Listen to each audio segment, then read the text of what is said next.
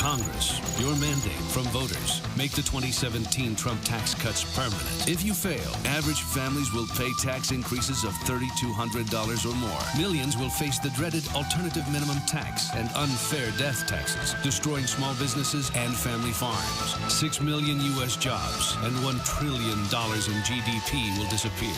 Your mission, defuse this tax time bomb. This tax cut will self-destruct in 9 months. That's the latest ad from the organization Unleash Prosperity Now, and it shows the importance for lawmakers to defuse the tax increase time bomb coming to all Americans if tax cuts are not extended. Well, joining us now to discuss is former White House economic advisor Steve Moore. Good morning to you, Steve. Pretty effective ads you got going on there. So what are you hearing on Capitol Hill? Are GOP leaders in both the House and Senate more optimistic now? How close are they to getting this deal done? Yeah, it depends on what day you ask me, Jan.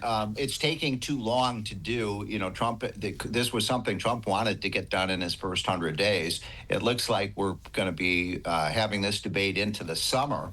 I don't want it to go into the fall. I want to make sure that your viewers understand something that polls show only half of Americans are aware of.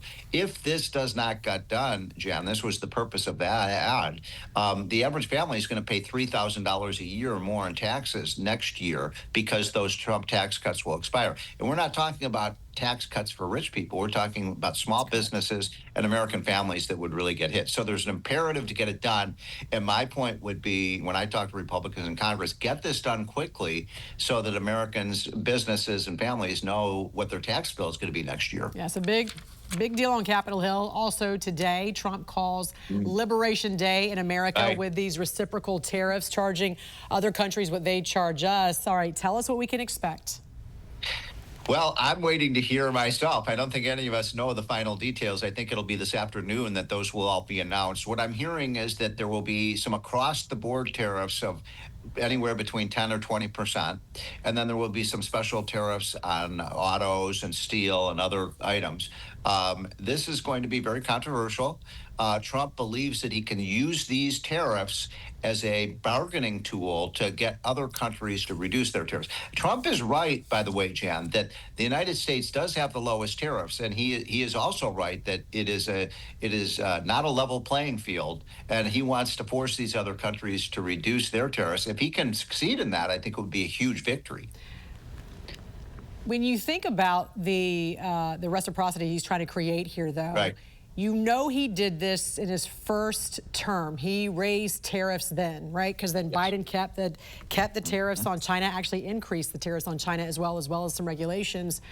And there was this same kind of outcry then as well, not to this degree. Obviously, these are larger tariffs. They're more widespread. But he did this during his first term, and the stock market did fine. The economy was great then.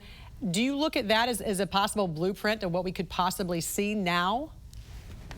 Yeah, I hope so. I mean, and by the way, you're right. I mean, the stocks were up on average 60%, 60% in Trump's first term. Now, it's been a rocky road for the last month or so with the stock market. It's fallen a decent amount. But I think that this is kind of, as Trump has said, this is short-term pain for longer-term gain in the economy. And if he can win, and I think Trump is a master negotiator, I think we could see actually freer and fairer trade that would benefit the United States and the whole world. I wouldn't bet against Trump, but it's been a bit of a rocky road. What's your advice to investors right now as we see the stock market suffering some losses this past month? Well, I'm not a financial guru. I wish I were. But I would say this, that I really am optimistic and bullish on the economy. Everyone in the media has been really focused on the Trump tariffs, but people forget he's looking at the Wall Street Journal this week had a big story about this would be the biggest deregulation initiative ever in the country that Trump has launched. The fact that you've got Doge out there, Jan, talking about as much as $1 trillion in savings in government waste and fraud and abuse. Well, just in the education department, which, by the way, Trump did mention he was going to send that back to the states. You know, how important is something like that, fixing our public education system, getting rid of that kind of waste in Washington? Huge. Now, it's going to take some time for that to pay dividends. But, we've spent, according to the White House numbers, $2 trillion on the Department of Education. And so little of that money, Jen, has actually gotten into the classrooms around the country. So what Trump is saying, let's just send it back to parents, the money back to the schools in the states, and get that money, in the classrooms, to allow for teacher raises and other things rather than have the big bureaucracy in Washington where I am eat up all that money.